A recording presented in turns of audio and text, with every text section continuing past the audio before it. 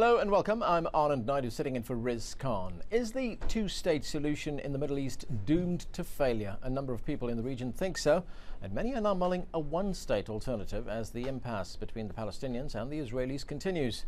The Palestinian Authority rejected Israeli Prime Minister Benjamin Netanyahu's offer to freeze settlement construction if the PLO recognizes Israel as a Jewish state. There are now some 500,000 Israelis living on occupied Palestinian land. Critics say Israel's continuing encroachment jeopardizes a two-state solution since it makes a future border harder to draw. So today we ask, is it time for the Palestinians and the Israelis to consider a one-state alternative? A reminder that you can call in with your questions and comments, and we of course welcome your SMS and emails on the show. Joining me now from Boston is Professor Layla Farsak of the University of Massachusetts. She argues that Palestinians are already living in a single state, an apartheid Israeli state. And with me in the studio is Hussein Ibish of the American Task Force on Palestine, a Washington, D.C. based group dedicated to a peaceful two-state solution. Welcome to both of you to the show. Thanks very much. Thank you. Professor Farsak, I want to start with you. You believe the two-state solution is dead. Why do you believe that? Well, because all the facts on the ground reveal that the two-state solution is dead. We have over 200 settlements. As you just noted, there are 500,000 Israelis living in the West Bank and Gaza, in the West Bank in the settlements. The West Bank is cut by over 99 permanent checkpoints, and on and off it has something of the order of 400 temporary checkpoints. So people's mobility within the West Bank is constrained by these Israeli checkpoints, which became now full-fledged terminals, which cut the West Bank into more or less 10 to 12 self-enclosed or encircled, what I call Bantustans, because the Palestinians who are living in Nablus or living in Ramallah or living in Hebron cannot get to each other's places without passing through these checkpoints, which can be quite cumbersome and increase the transaction costs immensely. And they are also at the mercy of the Israelis removing these checkpoints. So from a territorial point of view, the Palestinians do not have a contiguous state within the West Bank, let alone being connected to the Gaza Strip. And also economically, they are fully at the mercy of Israeli closure and checkpoint policy.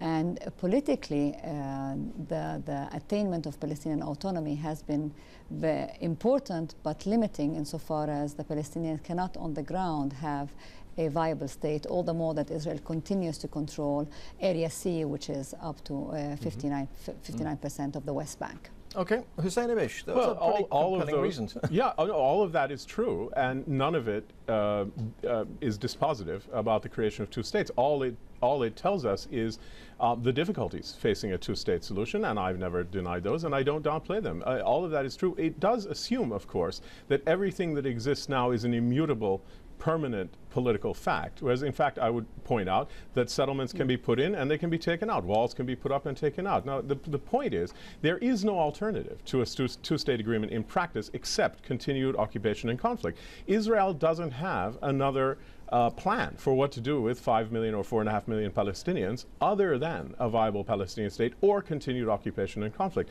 So it's in the interests of all parties. Does that mean they will necessarily do it? No, of course, they might be irrational. People can be irrational and do things that are very much against their interests. But I have to say, I don't see there's any way of getting to a single democratic state. It seems to me completely off the table. There are many fanciful options that people put forward that sound good, but if you look at the array of forces, social, political, economic, and military, they can't produce these fanciful outcomes. They can produce continued occupation and conflict, and they could produce a two-state solution. I think it's going to be very hard to get it, but I think those are the only two options. Everything else is just imaginative, in my view. Professor Farsak? Well, I wish to disagree. I totally agree with Hussein that the problem is today that we don't have the political constituency for a one-state solution. And I think most activists and thinkers of the one state are well aware that the one state is solution is not going to happen tomorrow or the day after tomorrow. It's a long-term political project. However, what I do think that we are all in the impasse, and we see it today with the stallment on the Israeli-Palestinian peace negotiations, is that Israel has not been and continues not to be really interested in a two-state solution. What is really interested in is giving the Palestinians a Bantustan and calling it a state. And that's the danger that we are caught up in now with the two-state solution. For I think most Palestinians want a two-state solution. They want independence from the Israelis. They fought for independence from the Israelis. The peace process, the Oslo peace process, was based on this principle that we are going to get a Palestinian state, and that was the historical compromise that we took in order to have this state. But after 18 years of peace process, where what we've seen is more and more encroachment on Palestinian lands, and more dangerously, more and more fragmentation and Bantustanization. I really insist on the word Bantustanization because people forget that the South African example had a very similar structure. They were given Bantustans, which were autonomies, where Palestinian and where the blacks in South Africa had control over a little bit of their land, had control over their economic resources, had control over their economic and social life. And the South African government were willing to declare these Bantustans actually states. The difference was that in South Africa, when these Bantustans created in '59 declared independence in 1974, first with the Transkei, were never acknowledged internationally as such. In the Palestinian context, the difficulty we have is that the international consensus and our historical compromise has been based on the fact that we accepted the partition plan, we accepted the two-state solution, and we want the two-state solution. The problem is that Israel is not interested and has proven capable of bypassing this option, and actually with an international approval, more or less. That today we're no longer discussing whether the settlements are illegal or are legal, but rather we're discussing whether Israel was going to put a moratorium on settlements expansion, which just shows you how much the discourse has shifted to a situation whereby we're legitimizing or accepting the presence of the settlements and of the wall that compromises on the viability and the possibility of a Palestinian state. I agree. I agree very strongly with all of those cautionary words. And as I say, I don't downplay the difficulties, but no Palestinian leadership is going to accept anything less than full sovereignty and independence, and neither should they. The situation we have now is not a permanent situation. It cannot be made a permanent situation. You can't have a modified occupation. That's not going to be acceptable. So I think we all agree on that. The question is it in any way an attractive alternative strategy to say we have an idea that very few people buy into, either among Israelis or Palestinians, that we can't really define, that we have no strategy of achieving, that for which there isn't a clear scenario for getting there.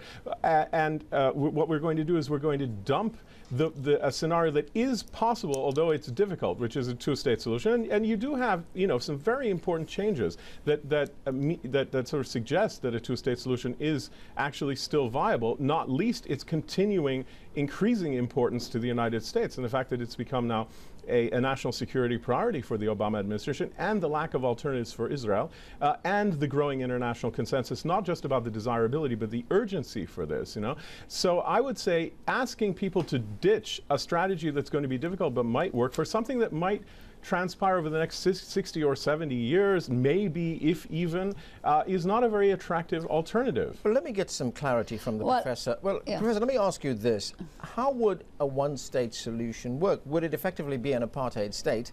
How would minority rights be protected? And given current demographic trends, at some point in the future, we're going to have an Arab majority, aren't we? Of course, we're going to have an Arab majority, but I think that's what's also giving the impetus for the one-state idea. I mean, I don't think that the options here are whether you are going to ditch a workable solution, which is the two-state solution, and whether you're being idealistic and utopian and unrealistic about another solution which could happen in 60 years down the road. I don't think that the conflict is today being posed in that way, although Israel is posing it in that way, or the international consensus is dealing with it for the time being as such. I think rather the problem is that given the demographic reality of the Palestinian, given the fact that in the land between the river and the sea today we have around 6 million Jews and around similarly 5.8 million Palestinians, if you count the Palestinian citizens of Israel and the Palestinians in the West Bank and Gaza. You're having a demographic reality that over the next 20 years will become actually more than just a majority. And that's with people who don't have political rights or limited political rights for the Israelis and autonomy. This is a recipe for conflict. I mean, this is what you've described as a recipe for conflict, but not a recipe for harmony. But this is not. Yeah, okay, but the problem is that we are in a conflict, and what we're saying is that we need to define this conflict by what it is today, rather than what we would like it to be. We would like it to be a conflict today of an occupation that can be removed, whereas I think what has happened over the past 40 years is that the occupation has become a structural apartheid, and it needs to be called as an apartheid in order to combat it. And I think that's the strategy that the one-staters are trying to argue, although not all of them are in that line, is that you need to define the conflict within its apartheid structure in order to combat it. And where comes the hope that combating apartheid, the best way to combat apartheid is through, is through a one-state solution. All right, in fact, okay, go ahead. Thanks. Just very briefly. Yeah, but just one thing. Well, hold on. No, I've been asked to speak. No, I mean, look, I would agree with the idea that you have a single state right now, and that in the occupied territories it looks a lot like apartheid. And so what I would say to people is, this is really what it looks like. And I don't see any. The revolutionary change is not some kind of gradual reform from within, for which there is no process, because the Palestinians are not citizens, and the Israelis are not going to let them become citizens, and they have a very powerful state. The real revolutionary change is to force an end to the occupation. I think the visionary thing is Palestinian independence. It's a question of whether we think it's possible or not. I think it still is, and I'm really not persuaded at all that there's any way of getting to a single state, because among other things, there's a very robust debate among Palestinians, and it's not between one-staters and two-staters, it's between nationalists and Islamists. There's no major political faction among Palestinians that's interested in this, and none at all in Israel, where they're arguing between the center-right and the right. Okay, so until this becomes part of the actual political debate, it's really just an academic exercise. Okay, we will continue our debate in just a moment. We have to take a short break right now. We'll have more of our discussion in a moment. Stay with us. We'll be right back.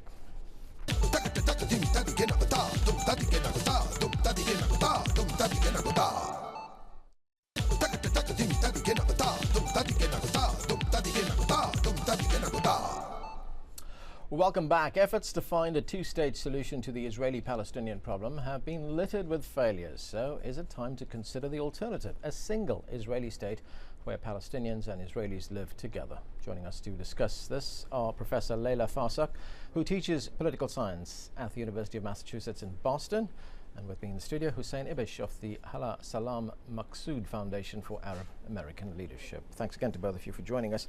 I want to go straight to the phones. Omar has been waiting to talk to us. He's in Ohio. Omar, go ahead. Yes, sir.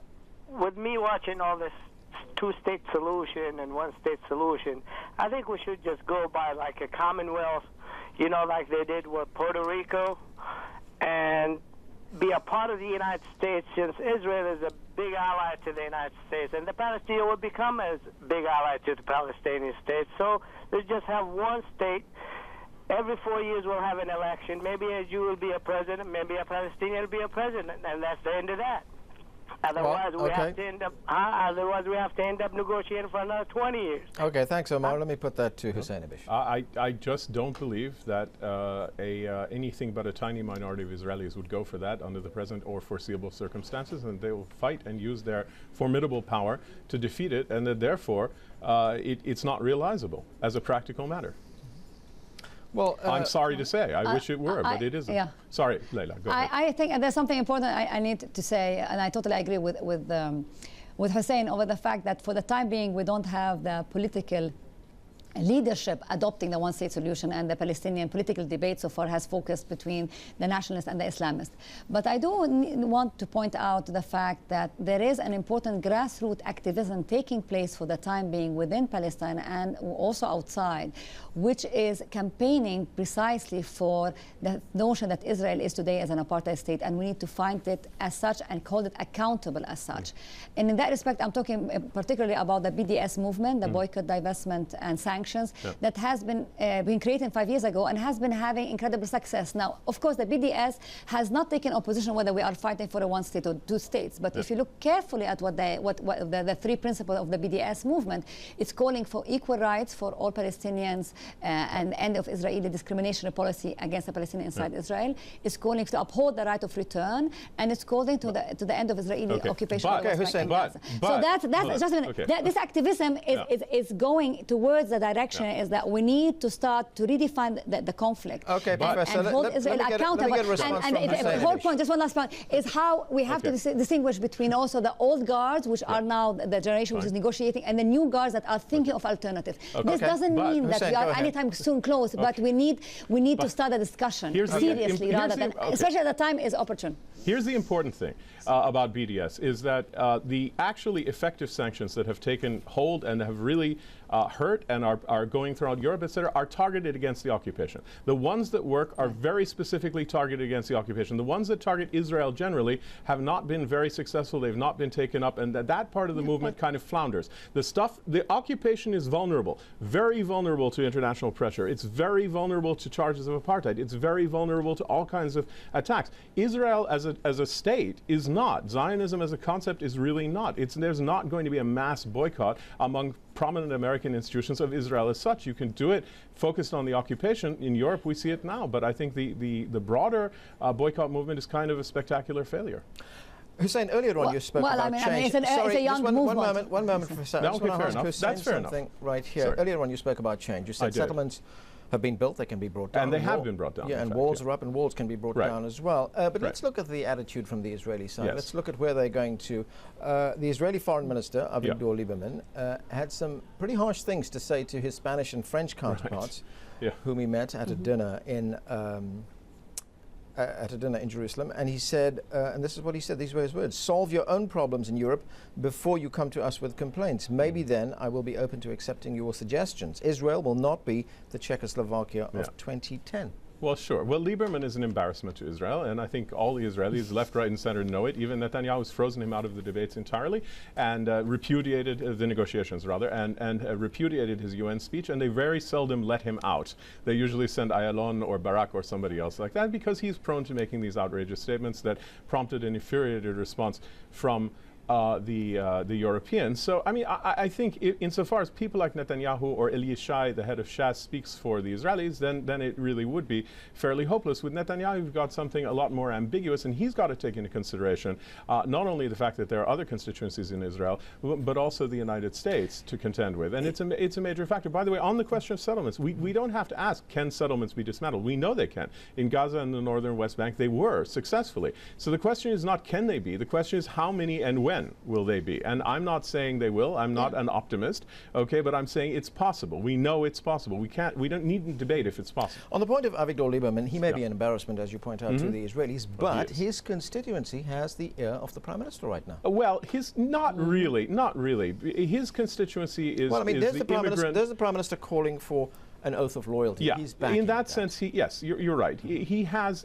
influence over the Prime Minister because his party, which might be described uncharitably as the Russian Tribal Party of Israel, or maybe the New Immigrants Party of Israel, if you wanted to be nicer, it has a lot of seats in the Knesset. So he has an undue influence over Netanyahu, and the Israeli political system, which is very poorly designed, it gives too much power to smaller parties, and you can see that Shas also has too much power, and yet that is not. He doesn't have. It's important to note, he has no role whatsoever in the negotiations. Israel has a very small team, all of them directly beholden to and reporting to Netanyahu, and not Lieberman. And that's a significant fact. Okay, let's go. But Netanyahu is still not interested in a viable two-state solution. That may well be true. Is interested in an autonomy that may for well the Palestinians that is accepted by the Americans. That's the problem we are in. Well, we have an email here. It came to us from Corina Robbins-Braunstein. Professor, I want to put this to you, and she writes, how many Muslim states are needed? There is only one homeland for the Jews. Well, I don't think the debate is about a Muslim state or a Jewish state. I think what we're talking about is whether we can have a state that is of citizens in which all citizens are equal in that state. And that's, of course, a very tricky issue because of nationalism. I don't think the Palestinians want a Muslim state. They want their own independent state. The question is that Israel is not interested in giving them that state. And the challenge we're having today is, what are we going to do in this time, which is de facto being wasted? Are we just going to still keep on hoping that we're going to be given a state, which is actually a Bantustan, accepted internationally in this case?